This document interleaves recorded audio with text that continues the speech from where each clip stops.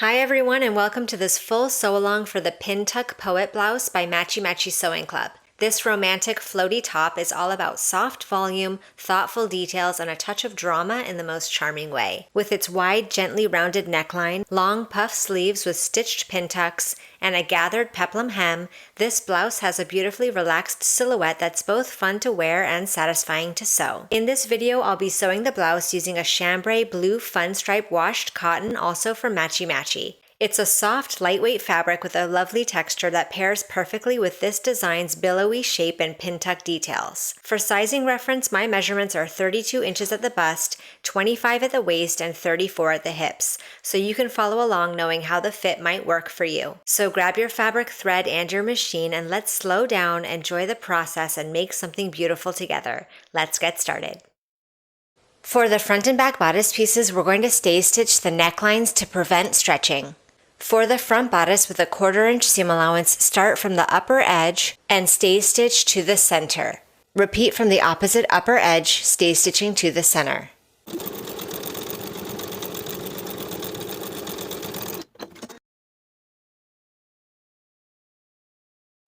Repeat for the necklines of the back bodice pieces, stay stitching with a 1/4 inch seam allowance from the outer edges to the center.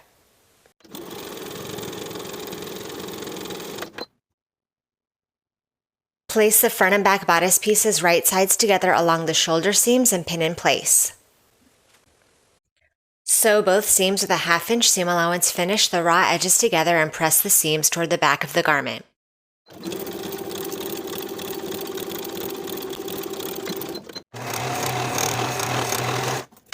Fold your tie piece in half right sides together and pin. Sewing with a 1/4 inch seam allowance, sew one short end and the long edge.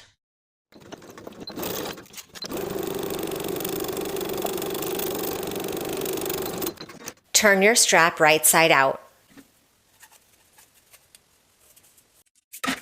And give that a good press. Repeat to create each of your 4 tie pieces.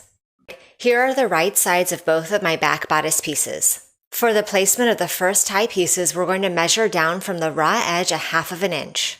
Place your first strap right sides together with the back bodice at the 1/2 inch marking. And pin in place. Repeating on both sides. We're going to place the remaining tie pieces in between the notches transferred from the pattern piece. And pin in place. Baste each of your tie pieces in place with your longest stitch setting and a 1/4 inch seam allowance.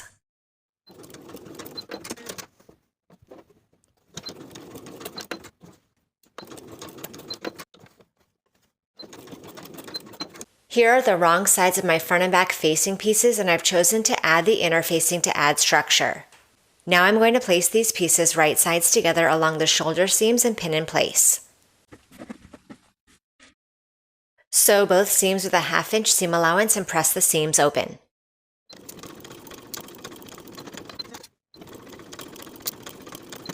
Finish the outer edges of the facing in your preferred method.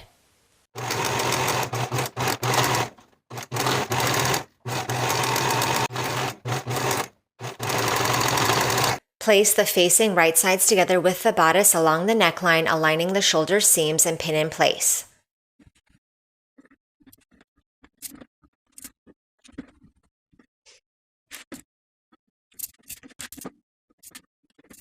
Sew around the neckline and the center backs with a 1/2 inch seam allowance, catching those sandwich ties in your stitches.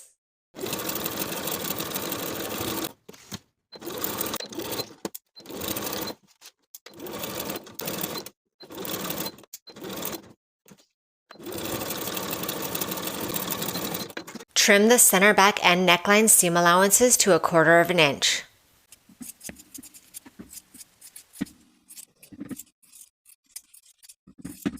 Then we're going to understitch the facings, turning the facing over their seam allowances and sewing the facing to the seam allowance underneath with an 1/8 inch seam allowance. As you work around those top corners of the center back, your presser foot won't allow you to sew all the way to the corners, so stop your stitching and start again on the opposite side of the corner. for both corners.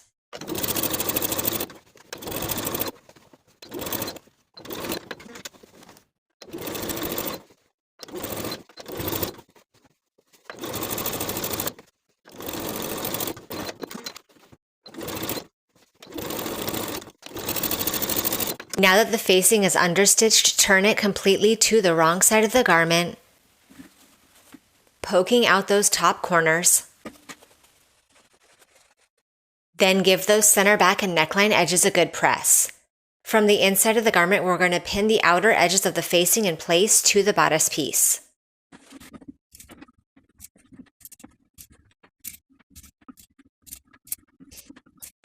Sew the outer edges of the facing in place to the front bodice with a 1/4 inch seam allowance.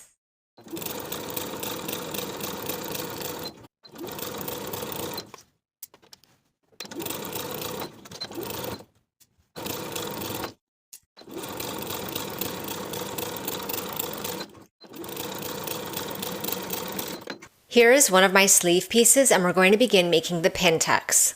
Along the outer edges of your sleeve piece, you have notches indicating the pleats. Starting with the bottommost notches, I'm going to fold my fabric up toward the uppermost notches in the set of 3. Once you've pressed that material up toward the upper notch, you can pin that upper folded edge in place. And we'll repeat this pressing process for the upper set of triple notches, carrying that fabric from the lower notch to the upper notch and pressing in place and pinning.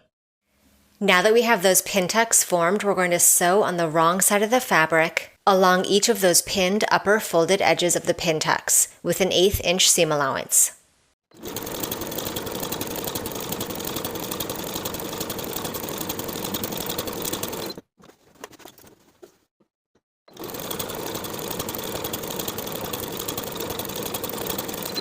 Now on the right side of the sleeve, you'll have 2 1-inch pin tucks. On the top edge of the sleeve, you have notches indicating the gathering points. We'll be sewing gathering stitches from one notch to the other, first with a 1/4 inch seam allowance, then once more with a 5/8 inch seam allowance. Make sure to leave thread tails on both ends so you have threads to pull for gathering.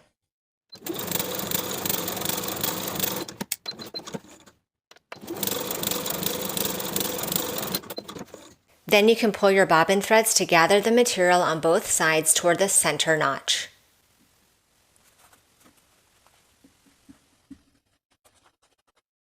Place the sleeve right sides together with the armhole of the bodice and pin in place. Sew that sleeve seam with a 1/2 inch seam allowance, finish the raw edges together and press the seam toward the bodice. Repeat all of these steps to construct and attach your opposite sleeve.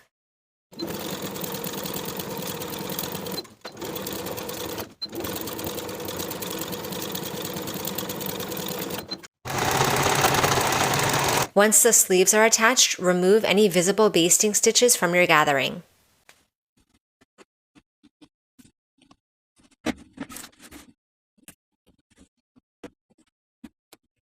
Now I'll fold my bodice pieces and their sleeves right sides together.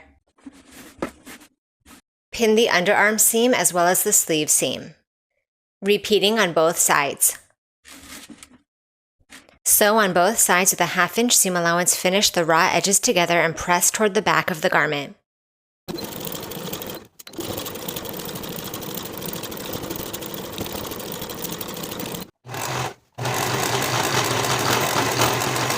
To finish the bottom edges of the sleeve, we're going to form a casing to insert the elastic. Fold the raw edges of the bottom of the sleeve to the wrong side by 1/4 inch, then fold and press that edge once more by an additional 1/2 inch all the way around.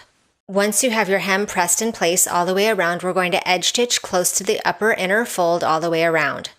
Start and stop your stitching 1 inch on either side of the seam so that you leave a 2-inch gap to insert the elastic.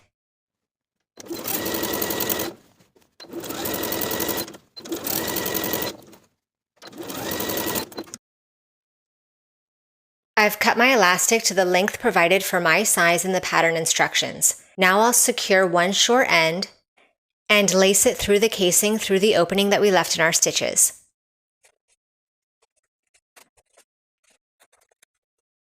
Overlap the 2 short edges of the elastic by a 1/2 inch and zigzag in place to secure.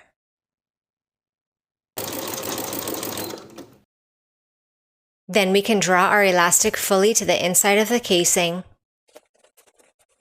and continue edge stitching along the previous stitching line to close the gap in your stitches. Prepare the pintucks for the peplum pieces in the exact same way as we did for the sleeves, for both peplum pieces. Then place both peplum pieces right sides together and pin the side seams. Sew both seams with a 1/2 inch seam allowance, finish the raw edges together and press the seams toward the back of the garment. Once the side seams are sewn, we're going to gather the top edge of the peplum all the way around. Break up your basting stitches into 2 sections, one for the front and one for the back. For both sections, you're going to stitch from seam to seam twice. First with a 1/4 inch seam allowance, then once more with a 5/8 inch seam allowance in the exact same way as we gathered the top edge of the sleeve. Sew with the longest stitch on your machine.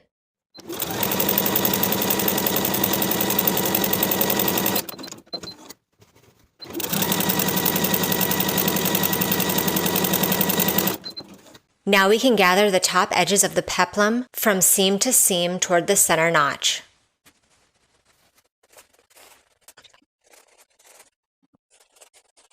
For the front and back panels.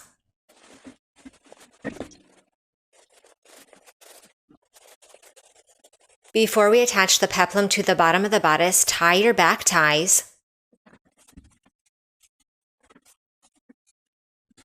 and baste together the bottom edges so that those finished edges sit right next to each other. Baste across those attached edges with a 1/4 inch seam allowance. Now place the skirt piece right sides together with the bottom of the bodice, aligning the raw edges and the side seams and the center front and center back, and pin in place all the way around.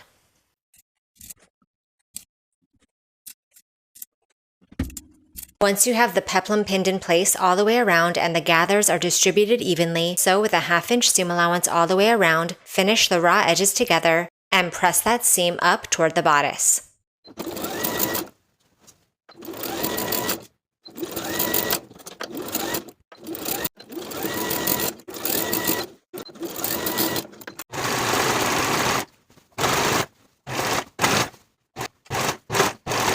Now that my peplum is attached to the bodice all the way around, I'm going to sew a couple more security stitches at the center back, stitching right on top of the main seam line where the 2 bodice pieces connect.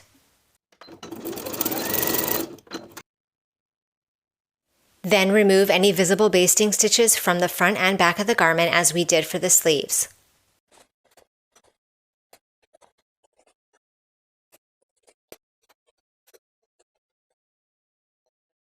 To hem the bottom edges of the peplum, we're going to fold those raw edges to the wrong side first by 1/2 inch, then once more by an additional 1/2 inch all the way around. Now that I have those bottom edges pressed and pinned in place all the way around, I'll sew close to the upper inner fold with an 1/8 inch seam allowance all the way around.